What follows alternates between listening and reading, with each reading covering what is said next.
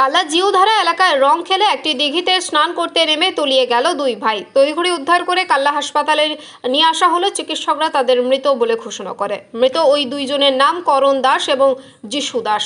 স্থানীয় সূত্রে জানা গিয়েছে, রং খেলার পর একটি স্থানীয় এলাকার একটা বড় দিঘিতে কোনো কারণে তারা নেমেছিল। এরপরই তারা তলিয়ে যায়, দুজনেই সাঁতার জানত না।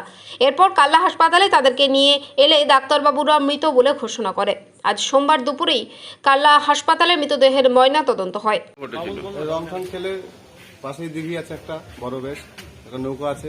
নৌকাতে হয়তো খেলতে ছিল, গেছিল চড়তে, কোনো কারণে হয়তো দিঘিতে নেমেছিল।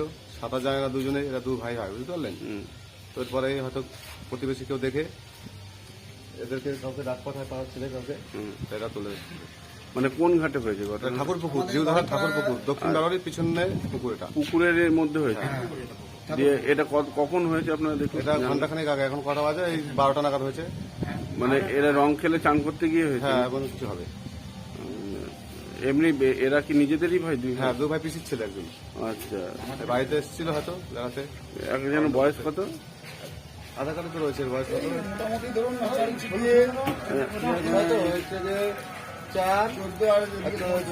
18 হবে আর কি, 17 15 উপরে। আপনার নাম? আমার নাম হচ্ছে গিয়ে রতন মন্ডল। ওইখানে এলাকাবাসী নাকি?